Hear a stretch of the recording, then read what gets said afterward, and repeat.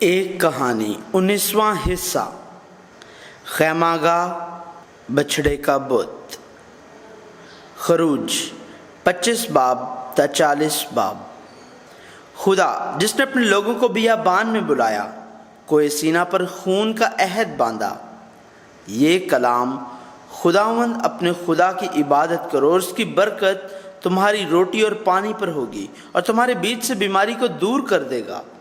دو طرفہ عہد کی طرح لگتا ہے، لیکن کوہ سینا پر یہ قوانین کا عہد فضل کا عہد بھی ہے۔ وہ تمام عہد جو خدا نے پہلے ہی گنہگاروں کے ساتھ کیے تھے وہ فضل کے عہد ہیں۔ اس طرح خدا نے خون کے عہد کو منگنی کی رسم کے طور پر دیا۔ اب 10 احکام تیار کرتا ہے جو شادی کے عہد کی طرح ہے، اور موسیٰ کو اسے مسکن کے بارے میں ہدایت دینے کے لیے بلاتا ہے جو 9 بیاہتے جوڑے کے گھر کی طرح ہوگا۔ موسیٰ وہاں 40 دن اور رات تک قیام کرتا ہے۔ مسکن کے لیے ہدایات۔ موسیٰ کے ذریعے خدا عہد کا صندوق اور کفارہ، نذر کی روٹی کی میز، شمعدان اور دیگر سامان، خیمہ اور پردے، سوکھتی قربانی کے لیے قربان گاہ، مسکن کا صحن، کاہنوں کے لباس، فیصلے کرنے کے لیے سینہ بند، کاہنوں کے دوسرے لباس، کاہنوں کی تقدیس، بخوردان، حوض، پاک خوشبودار روغن اور پاک خوشبودار بخور کی بات کرتا ہے۔ میں خوشی کے ساتھ دینے والے لوگوں کو قبول کروں گا۔ خیمے میں سونے، چاندی، پیتل اور رنگین سوت، جانوروں کی پشم اور کھال، کھدی ہوئی لکڑی، مختلف بخور کا سامان، مختلف زیورات اور بہت سی چیزوں کی ضرورت تھی۔ بنی اسرائیل کے پاس یہ سامان تھا، ان میں سے کچھ ان کے پاس پہلے ہی موجود تھا اور کچھ خروج کے دوران مصریوں سے لے لیا تھا۔ لیکن خدا واضح طور پر کہتا ہے، تم انہی سے میری نظر لینا جو اپنے دل کی خوشی سے دیں۔ خدا ان کا سامان نہیں بلکہ ان کے دل چاہتا ہے۔ میں اسے اسی طرح بناؤں گا جس طرح تم نے مجھے دکھایا ہے۔ یہ ظاہر ہے، لیکن ہمیں یہ جاننا چاہیے کہ مسکن خدا کے لیے بنایا گیا ہے۔ مسکن خدا کے لیے بنایا گیا ہے اور خدا کا ہے، لہذا مسکن کو اسی طرح تعمیر کرنا چاہیے جس طرح خدا اسے دکھاتا اور ہدایت کرتا ہے۔ جیسا کہ نوح نے کشتی بالکل ٹھیک اسی طرح بنائی تھی جیسی خدا نے کہا تھا، اسے خدا کے طریقے سے بنانا چاہیے، تبھی یہ خدا کے لیے اور خدا کا ہے۔ اگر ہم اسے جس طرح سے چاہتے ہیں اسی طرح تعمیر کرتے ہیں، جس طرح سے ہم اسے دیکھتے ہیں، تو وہ ہمارا بن جاتا ہے۔ ہمیں یہ یاد رکھنا چاہیے، مستقبل میں ہیکل اور یسوع مسیح کا سارا کام خدا کی مرضی سے ہوگا۔ ہمیں خدا کے کلام کے مطابق زندگی گزارنی چاہیے جیسا کہ ہم خدا کے کلام کے مطابق بنے تھے۔ میں تم سے ملوں گا اور تم کو حکم دوں گا۔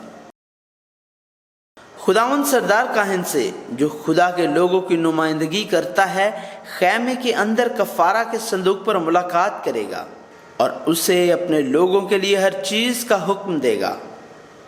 اگر کفارہ کے بغیر صرف صندوق موجود ہے تو کوئی بھی اس کے سامنے کھڑا نہیں ہو سکتا ہے۔ یہی وجہ ہے کہ کفارہ صندوق کو ڈھانپتا ہے اور خدا کفارہ کے ذریعے اپنے لوگوں سے ملاقات کرے گا۔ بعد میں یسوع مسیح کے وسیلے سے جو پاک کفارہ کے طور پر آئے گا، ہم خدا سے ملنے کے قابل ہوں گے، اور یہ کفارہ کے بارے میں شعور ہیکل سے گزر کر یسوع مسیح کی صلیب کی طرف جائے گا۔ شام سے صبح تک چراغ کو آراستہ رکھیں۔ چراغ کے لیے تیل زیتون سے کوٹ کر نکالا گیا، صاف تیل ہو تاکہ چراغ جلتے رہیں، اور ہارون اور اس کے بیٹے شام سے صبح تک خداوند کے حضور چراغوں کو جلاتے رہیں۔ زیتون کا تیل جو کسی اور چیز کے ساتھ نہیں ملایا گیا، وہ ہے روح القدس کا تیل۔ ہارون اور اس کے بیٹے کامل نہیں ہیں، لیکن یسوع مسیح کامل سردار کاہن روح القدس کے کام کے خاتمے تک ہمیشہ ہمارے ساتھ رہے گا۔ میں خداوند ان کا خدا ہوں۔ خدا نے ہر صبح و شام سوختہ قربانی گزراننے کو کہا، اور سوختہ قربانی کی نظر کے ذریعے خدا اپنے لوگوں سے ملاقات کرے گا اور خدا کے جلال سے خیمہ اجتماع مقدس ہوگا۔ خدا کے آنے سے خدا خیمہ اجتماع، مذبح اور کاہنوں کی تقدس کرے گا اور انہیں کاہنوں کی حیثیت سے اس کی خدمت کرنے کے لیے تیار کرے گا۔ اور خدا کہتا ہے، تب میں بنی اسرائیل میں رہوں گا اور ان کا خدا ہوں گا۔ وہ جان لیں گے کہ میں خداوند ان کا خدا ہوں، جو انہیں مصر سے نکال لایا، تاکہ میں ان کے درمیان رہوں۔ میں خداوند ان کا خدا ہوں۔ میں تمہاری زندگی چھڑاؤں گا۔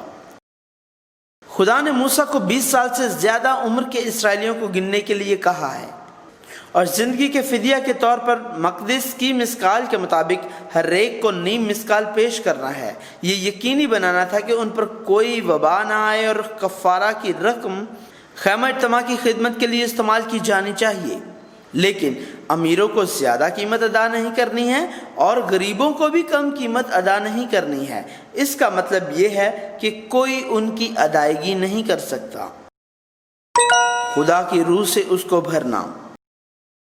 خیمہ گاہ کو تیار کرنے کے لیے خدا نے یہودا کے قبیلے سے بزلیل اور دان کے قبیلے سے اہلیاب کو بلایا اور مقرر کیا۔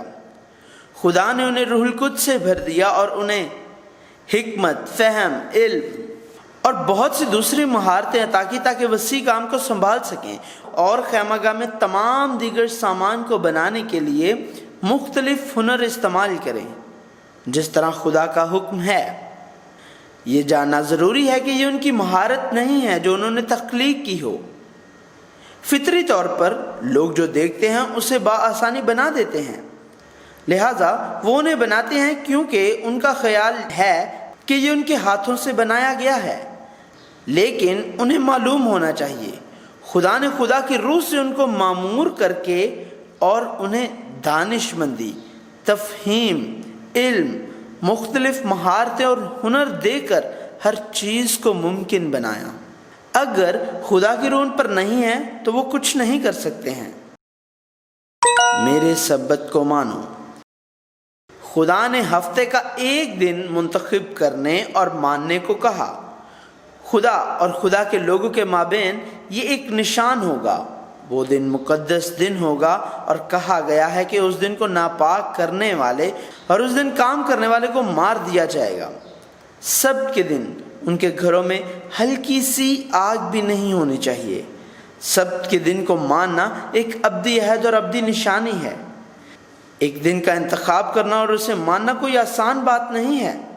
پرانے عہد نامے میں اسرائیل کے لوگوں کے لیے سبت کا دن ہفتہ کے روز آتا ہے، اور یہ یسوع مسیح کے جی اٹھنے کے بعد اتوار بن جاتا ہے۔ اور سب سے اہم چیز خدا کے دن کے طور پر، جس دن کی خدا نشاندہی کرتا ہے، کو برقرار رکھنا ہے۔ دوسرے الفاظ میں ہم خدا کے نظام و اوقات کو ترتیب دے رہے ہیں۔ ہم اپنے نظام و اوقات کے مطابق کسی بھی دن کا انتخاب نہیں کر سکتے اور پھر اسے سبت یا خداوند کا دن کہیں۔ ایک بار پھر کنعان اور مصر میں ان کے لوگوں کا بادشاہ اور طاقت والا آقا تھا، لیکن خدا کے لوگوں کے لیے خدا کو ان کا مالک بننا ہے۔ سبت کا دن، سبت کا سال، سوختہ قربانی اور تہوار بھی سب خدا کی ہدایت کے مطابق کرنا ہے۔ اس طرح آگاہی بدلتی ہے، زندگی بدلتی ہے اور طرز زندگی میں تبدیلی آتی ہے۔ ابھی موسیٰ کوہ سینا پر خدا کی طرف سے خیمہ کے لیے ہدایات لے رہا ہے، تاہم کوہ سینا کے نیچے لوگ ہارون، ہور اور 70 بزرگوں کے ساتھ تھے۔ کنعان جانے سے پہلے بیابان میں خدا نے 10 احکام کی لوحوں کے بارے میں، جس کو خدا کے لوگ رکھیں گے اور اسی کے مطابق عمل کریں گے، اور اس خیمہ کے بارے میں جہاں خدا اپنے لوگوں سے ملاقات کرے گا، تفصیل سے بات کی۔ لیکن نیچے لوگ روحانی طور پر دھوکہ دے رہے تھے۔ جب خدا اپنے لوگوں کے لیے تھوڑا تھوڑا ایک ایک کر کے اپنی محبت کو ظاہر کر رہا تھا، تو نیچے کے لوگ بالکل مختلف ذہن کے ساتھ کچھ مختلف کر رہے تھے۔ ہمارے لیے ایک خدا بنا جو ہماری رہنمائی کرے۔ موسیٰ پہاڑ سے نیچے نہیں آتا ہے۔ بائبل بتاتی ہے کہ موسیٰ نے پہاڑ پر 40 دن گزارے۔ نیچے والے لوگ ان 40 دن تک انتظار نہ کر سکے اور ہارون سے کہا، ہمیں دیوتا بنا دے جو ہمارے آگے چلیں گے۔ جہاں تک یہ موسیٰ کی بات ہے جو ہمیں مصر سے باہر لایا، ہم نہیں جانتے کہ اس کے ساتھ کیا ہوا ہے۔ ہمیں ان کی باتوں کو قریب سے سننا ہے جو وہ کہہ رہے ہیں۔ پہلے وہ کہتے ہیں ہمارے لیے، مرکز اب بھی وہ خود ہے اور ان کی ترجیح اب بھی خدا نہیں ہے۔ خروج کے ذریعے خدا کے لوگ بننے کا مطلب یہ ہے کہ ان کا معیار زندگی میں سے خدا میں تبدیل ہو جائے، جیسا کہ پہلے بتایا گیا ہے۔ یقیناً ہم جانتے ہیں، یہاں تک کہ ابراہیم اور یعقوب کے لیے بھی یہ ایسی چیز نہیں تھی جسے آسانی سے بدلا جا سکے۔ بن اسرائیل کے لیے یہ اب بھی ہے۔ اگر ہم صرف خوشگوار اور مطمئن ہوں تو یہ کوئی بھی معبود ہو سکتا ہے۔ موسیٰ وہ آدمی جس نے ہمیں مصر سے نکالا۔ نیز بن اسرائیل موسیٰ کا حوالہ وہ شخص ہے جو ہمیں مصر سے نکال لایا ہے کی طرح دیتے ہیں۔ یہ دوسری حماقت اور بدی ہے، انسانوں کی گنہگار فطرت کی وجہ سے جو دکھائی دینے والی چیزوں کو اپنا بت بناتے ہیں۔ خدا نے خدا کا نام نہیں دیا اور اپنی شکل ظاہر نہیں کی۔ ہم نے پہلے ہی بزلیل اور اہلیاب کو روح خدا کے ذریعے عقل مند مرد اور طاقتور افراد بنتے دیکھا ہے۔ بحر کلثم کو عبور کرتے وقت موسیٰ نے لاٹھی سے اشارہ کیا اور پانی کو الگ کیا، اور یہ خدا ہی تھا جس نے ایسا کیا تھا۔ لیکن ان بے وقوف لوگوں کی نظر میں انہوں نے صرف موسیٰ کو لاٹھی تھامے دیکھا تھا۔ یہ گناہ ہے۔ یہ تیرا خدا ہے جو تجھے مصر سے نکال لایا ہے۔ ہارون اور مریم موسیٰ کے بھائی اور بہن تھے اور خروج کے قائد تھے، لیکن ہارون ہے اور مریم مریم ہے۔ ہارون بنی اسرائیلیوں کی بکواس سنتا ہے اور انہیں خواتین سے سونے کی بالیاں لے کر اپنے پاس لانے کو کہتا ہے۔ وہ ایک بچھڑے کی شبیہ بناتا ہے اور اعلان کرتا ہے، اسرائیل یہ تیرا معبود ہے جو تجھے مصر سے نکال لایا۔ یہ بچھڑا کیوں تھا؟ مصر کا سب سے طاقتور معبود ایک گائے کی شکل میں ہے۔ مصر کے علاوہ بہت سے ممالک ایسے تھے جنہوں نے گائے کی بطور بت پرورش اور پوجا کی تھی۔ یہی وجہ ہے کہ یربعام نے بھی بچھڑے کی شکل میں بت بنائے، ایک بیتیل میں اور ایک دان میں۔ انہوں نے قربان گاہیں بنائی اور اگلے دن سوختنی قربانیاں، سلامتی کی قربانیاں پیش کی، کھایا پیا، بھاگے اور لطف اندوز ہوئے۔ خدا کے ساتھ خون کا عہد کرتے وقت بھی انہوں نے سوختنی قربانیاں اور سلامتی کی قربانیاں پیش کیں اور نمائندوں نے خدا کے حضور کھایا پیا۔ انسان یہ شر ہے، اپنے مفادات کی خاطر ایک دم میں خدا کی جگہ سونے کے بچھڑے سے بدل دی۔ خیمہ گاہ کے لیے استعمال کرنے کے لیے خدا نے جو سونا کہا تھا وہ پہلے بت بنانے کے لیے استعمال ہوا تھا۔ یہ انسان ہے۔ یہاں یہ ضرب المثل کھانا کھلانے والے ہاتھ کو کاٹنا صحیح معلوم ہوتی ہے، اور اگرچہ یہ وہ لوگ تھے جنہوں نے خاص طور پر اس ہاتھ پر کاٹا جس نے انہیں کھلایا۔ خدا کی محبت جس نے ان کو بلایا اور پیار کیا وہ محبت ہے جسے ہم سمجھ نہیں سکتے۔ اپنے خادموں ابراہیم، اسحاق اور اسرائیل کو یاد رکھو۔ موسیٰ نہیں جانتا، لیکن خدا جانتا ہے کہ پہاڑ کے نیچے کیا ہو رہا ہے۔ خدا کا کہنا ہے کہ وہ دغا باز اور گردنکش لوگ ہیں، اور اس نے کہا کہ وہ ان کو ہلاک کر دے گا۔ تبھی جب موسیٰ نے کہا اپنے خادموں ابراہیم، اسحاق اور اسرائیل کو یاد کر جس سے تو نے خود اپنی قسم کھائی تھی، میں تیری اولاد کو آسمان کے ستاروں کی طرح بے شمار بناؤں گا، اور تیری اولاد کو اس سارے ملک کو دوں گا جس کا میں نے ان سے وعدہ کیا تھا، اور یہ ہمیشہ کے لیے ان کی میراث ہوگی۔ خدا نے جو یہ عہد باندھا ہے اس پر قائم ہے۔ جب خدا اپنی مرضی بدلتا ہے، وہ انصاف کے قانون کے اصول کے مطابق کہتا ہے، وہ صرف اسے نظر انداز نہیں کر سکتا۔ لیکن وہ ان کو ہلاک نہیں کرے گا۔ کیا خدا نہیں جانتا تھا کہ اسرائیل خروج کے بعد کوہ سینا پر عہد کرنے کے بعد ہی یہ سرکش حرکت کریں گے؟ وہ شاید اس کے بارے میں تخلیق سے پہلے ہی جانتا تھا۔ یہی وجہ ہے کہ خدا کی وزارت تخلیق پر نجات سے فائق ہے۔ خدا نے نجات کا راستہ بنایا اور پھر تخلیق کی۔ خدا کے لوگوں کو بلانے سے پہلے ہی یسوع مسیح کی صلیب خدا کے الہام میں پہاڑی پر کھڑی تھی۔ لہٰذا اگر آپ بائبل کو یسوع مسیح کے بغیر اور صلیب کے بغیر دیکھیں تو اس کا کوئی جواب نہیں ہے۔ خدا جانتا تھا لیکن پیار کرتا تھا، اور جانتا تھا لیکن ان کو مجرم کی ترغیب نہیں دیتا تھا۔ لوہے پہاڑ کے نیچے پھینک دی اور انہیں توڑ دیا۔ موسیٰ یشوع کے ساتھ پہاڑ سے اترتا ہے، اور جب وہ کیمپ کے قریب پہنچتا ہے تو وہ بچڑا اور ناچ دیکھتا ہے اور خدا کی طرف سے حاصل کی گئی دونوں لوہے توڑ ڈالتا ہے۔ بائبل کہتی ہے کہ موسیٰ کا غصہ بھڑک اٹھا، لیکن یہ موسیٰ کا غصہ ہے، اور اگر وہ لوہے نہیں توڑتا تو اسرائیلیوں کے پاس لوہوں پر لکھی ہوئی بات کے مطابق مرنے کے سوا اور کوئی چارہ نہیں تھا۔ لہٰذا اس نے لوہے توڑ دی۔ موسیٰ نے پہلے ہی پہاڑ پر خدا سے سنا تھا اور اسے ان کی سرکشی کا پتہ چل چکا تھا۔ آخرکار یہ واقعہ موسیٰ نے لوگوں کے بچھڑے کے بت کو جلانے اور اسے راکھ بنانے، پانی پر چھڑکنے، ان کو پلانے اور لاویوں کے لگ بھگ 3000 افراد کے ہلاک ہونے کے ساتھ ختم ہوا۔ اور موسیٰ پھر خدا کے پاس چلا گیا اور وہ منت کرتا ہے، اوہ ان لوگوں نے کتنا بڑا گناہ کیا ہے، انہوں نے اپنے لیے سونے کا دیوتا بنایا ہے، لیکن اب برائے کرم ان کے گناہ کو معاف کر دے، لیکن اگر نہیں تو پھر تو اپنی کتاب سے میرا لکھا ہوا نام مٹا دے۔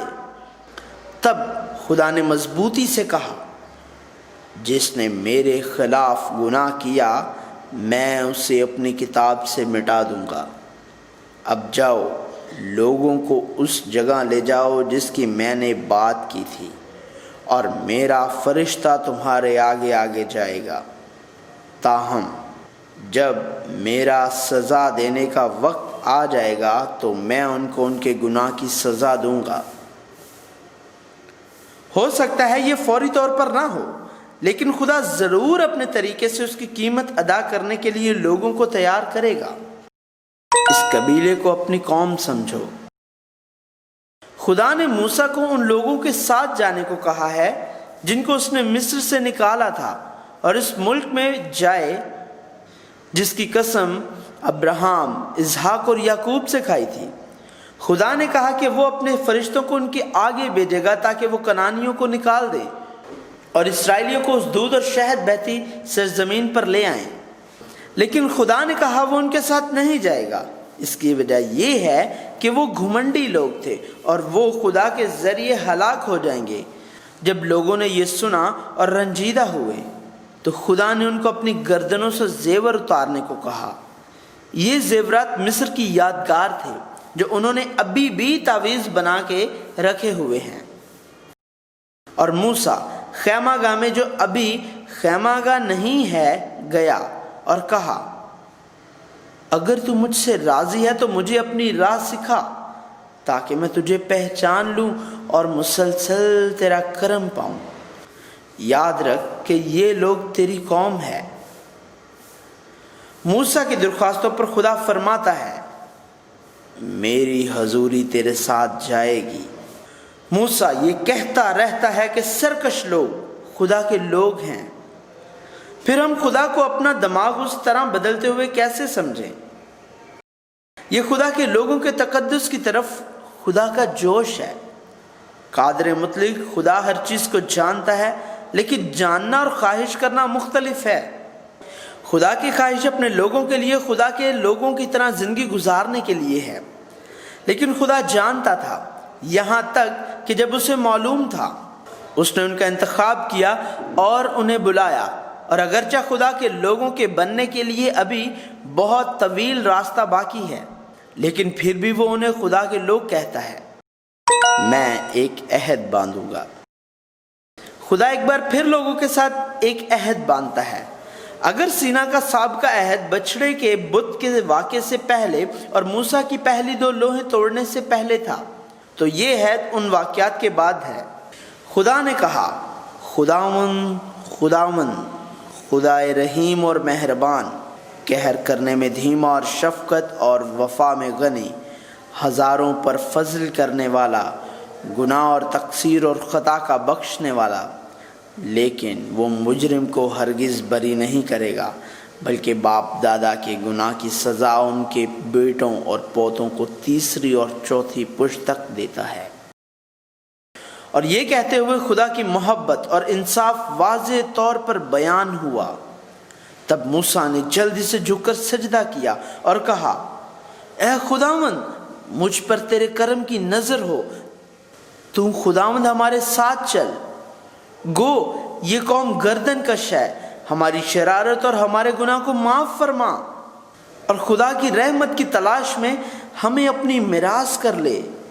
اور خداوند نے اعلان کیا، میں تمہارے ساتھ عہد باندھ رہا ہوں، تمہارے تمام لوگوں کے سامنے میں ایسی کرامات کروں گا جو تمام دنیا میں اور کسی قوم میں کبھی کی نہیں گئی۔ اور اس سے کہا، آج میں جو حکم دیتا ہوں اس کی تعمیل کرنا، اور بنی اسرائیل سے کہو کہ وہ کنعانیوں کے ساتھ کوئی عہد نہ کریں، کیونکہ یہ پھندا ہوگا۔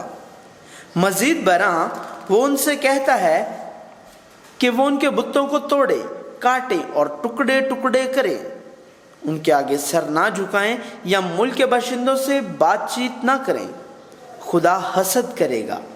دوسرے الفاظ میں اس کا مطلب خدا کے قوانین کے مطابق رہنا ہے۔ یہ خدا کے لوگوں کے لیے خدا کی ناقابل بیاں محبت ہے۔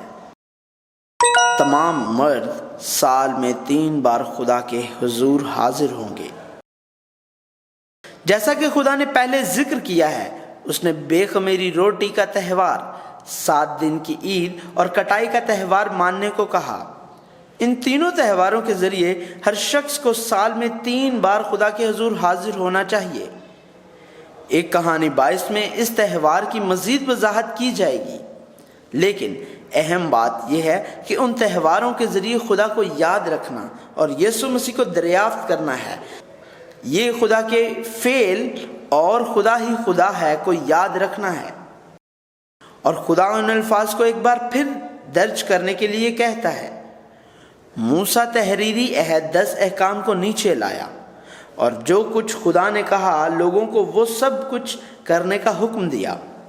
یہ جنگ لڑنے کے بعد وہ اب دوبارہ خیمہ بنانے پر واپس آئے گا۔ پہلے خیمہ گاہ کے نقشہ کے لیے صرف ہدایات موجود تھیں، اب خیمہ گاہ کو ان ہدایات کے مطابق تیار کیا جائے گا۔ مسکن بنانا۔ سب سے پہلے خیمے کے لیے اشیاء جمع کی گئی، لیکن یہ صرف ان سے اکٹھا کی گئی جو راضی ہیں، جو ذہنی طور سے ہنرمند ہیں۔ ہر ایک جو راضی تھا اور جس کا دل چاہتا تھا۔ خدا ان لوگوں سے قبول نہیں کرتا ہے جو کنجوسی کرتے ہیں یا زبردستی چیزیں دیتے ہیں، اور وہ ان لوگوں سے پیار کرتا ہے جو خوشی سے دیتے ہیں۔ خیمے کے لیے رضا کرانہ نذرانہ ہر کام کے لیے کافی تھا۔ مسکن کے لیے کام کرنے والوں کے طور پر یہودا کے قبیلے سے بزلیل اور دان کے قبیلے سے اہلیاب کو بلایا گیا، اور وہ روح خدا سے مامور تھے، اور کام کو سنبھالنے کے قابل ہونے کے لیے ان کے پاس حکمت، فہم اور علم تھا۔ مزید برآں خدا نے ان تمام لوگوں کو حکمت اور سمجھ عطا کی جنہوں نے تقدیس کے لیے جو کچھ کرنا ضروری تھا سب کچھ سیکھا، اور انہوں نے بالکل اسی طرح کیا جیسے خدا نے حکم دیا تھا۔ ہمیں یاد رکھنا چاہیے کہ اس طرح خدا نے مشہور کارکنان اور نامعلوم کارکنان کو استعمال کیا۔ خدا کی ہدایت کے مطابق مسکن کے لیے پردہ سب سے پہلے بنایا گیا تھا۔ صندوق اور سرپوش جو پاک مقام کے اندرونی حصے میں تھا، اور روٹی کے لیے میز جہاں نظر کی روٹی رکھی گئی تھی، چراغدان اور سجاوٹ کی چیزیں اور بخوردان کو بنایا گیا۔ اس کے بعد سوختنی قربانیوں کے لیے مذبح، حوض اور مسکن کا صحن۔ خیمے کے لیے تعمیر مکمل ہو چکی تھی۔ اور خیمہ کے کاہنوں کے لباس فیصلہ کرنے کے لیے سینہ بند اور کاہنوں کے دوسرے کپڑے بنائے جا رہے ہیں۔ بائبل بتاتی ہے بنی اسرائیل نے سب کچھ ویسے ہی کیا جیسا خدا نے موسیٰ کو حکم دیا تھا، اور موسیٰ نے یہ دیکھنے کے بعد کہ سب کچھ خدا کے حکم کے مطابق ہوا تھا انہیں برکت دی۔ مسکن کی ترتیب۔ خیمہ خدا کی ہدایات کے مطابق بنایا گیا ہے، اور خدا نے کہا کہ ہر چیز کو اس کی ترتیب سے رکھیں جیسا حکم دیا، اور مسح کرنے والا تیل لیں اور خیمہ گاہ اور اس میں موجود ہر چیز کو پاک بنانے کے لیے مسح کریں۔ اس کے بعد ہارون اور اس کے بیٹوں کو پانی سے غسل دیا گیا، مقدس لباس پہنائے گئے اور کہنوں کی حیثیت سے کام کرنے کے لیے مقدس ہونے کے لیے مسح کیا گیا۔ مسکن خداوند کے جلال سے معمور ہو گیا۔ خدا کے کہنے کے مطابق ہی خیمہ مکمل ہوا اور ابر مسکن پر چھا گیا اور مسکن خدا کے جلال سے بھر گیا۔ اس کے بعد سے جب ابر مسکن کے اوپر سے اٹھتا بنی اسرائیل آگے بڑھتے، اور جب بادل نہیں اٹھتا تھا تب تک وہ آگے نہیں بڑھتے تھے جب تک کہ بادل دوبارہ نہیں اٹھتا تھا۔ سفر کرتے وقت سبھی بنی اسرائیل نے اپنی آنکھوں سے دیکھا کہ خدا کا ابر دن کے وقت خیمہ کے اوپر ہوتا اور رات کے وقت بادلوں میں آگ رہتی تھی۔ خیمہ گاہ وہ جگہ ہے جہاں خدا اپنے لوگوں سے ملتا ہے، اور خدا کے لوگوں کا خدا سے ملنے کا واحد راستہ یسوع مسیح کے ذریعے ہے، اور کوئی دوسرا راستہ نہیں ہے۔ لہذا خیمہ یسوع مسیح کی شبیہ ہے جو پرانے عہد نامے کے زمانے میں نمایاں ہے۔ ہم یہ جانتے رہیں گے کہ خیمہ یسوع مسیح کیوں ہے۔ خیمہ گاہ کے ذریعے نازل کردہ خدا کی محبت کی کہانی جاری رہے گی۔